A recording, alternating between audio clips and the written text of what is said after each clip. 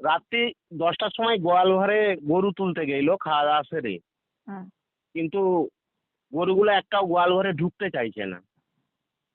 তখন চাষিটা অবাক হয়ে যায় যে কেন গরু গোয়াল ঘরে ঢুকছে না। তখন সে বাড়ি থেকে একটা টর্চ লাইট এনে দেখে না বিরাট বড় জাত গোগরো গোয়াল ঘরে বসে আছে। আসল কথা কি, পশু পাখিরা যে বিপর্যয় বা দুর্ঘটনার আভাস আগেই পায়, যার জন্য বাঁচলো এক চাষির দুর্ঘটনা থেকে প্রাণ।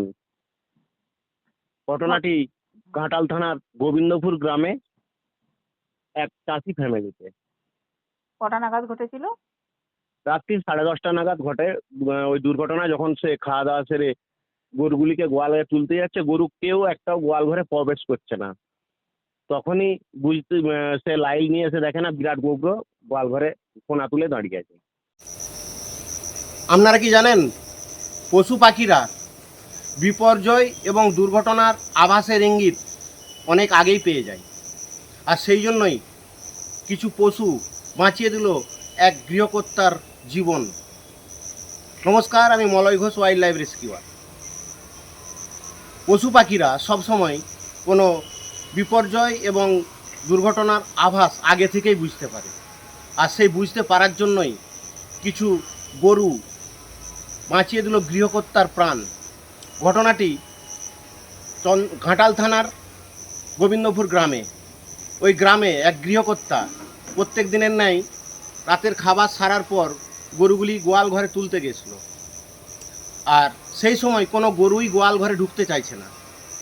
কিন্তু গৃহকর্তা কোনোভাবেই কিছু বুঝতে পারছে না গোয়াল ঘরে কী হয়েছে। যখন গৃহকর্তা তার বাড়ি থেকে একটি টর্চ লাইট এনে গোয়াল ঘরে প্রবেশ করে, সে প্রবেশ করেই হতবাক। বিশাল এক সাইজের গোগরো সাপ ফোনা তুলে দাঁড়িয়ে আছে গোয়াল ঘরে। তার জন্যই গরুগুলো কিন্তু গোয়াল ঘরে ঢুকতে চাইছিল না।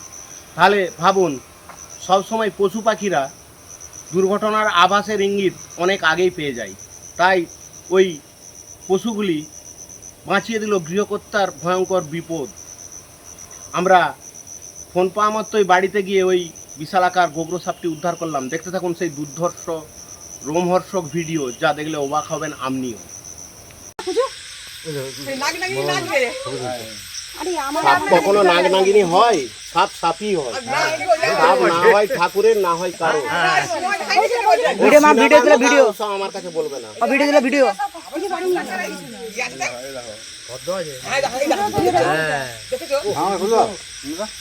এই ঢাকনা ফুটো করো তাড়াতাড়ি। ডিবেটা ফুটো করো, ডিবেটা।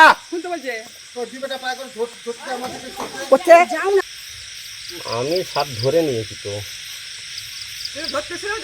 রাত্রি হয়ে গেছে, এটা কামার পাড়ে এসেছিলেন দুদিন আগে। দুটো সাপ নেই। লাইটটা টিপে নিয়ে দেখা যায়নি। ওখানে একটা গোবর ছিল, একটা চন্দ্রবড়া ছিল।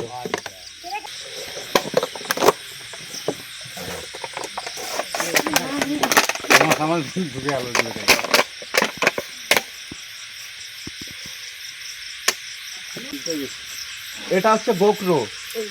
গোয়াল ঘরে বেরিয়েছিল গোখরো। কেন গোখরো বলবো? ফোনার উল্টো দিকে ইউ আছে, ইউ গরুর খুর গোখরে, সেই থেকে নাম এসেছে গোখরো সাপ। সাপে কাটলে প্রথম করণীয় কি করবো আমরা?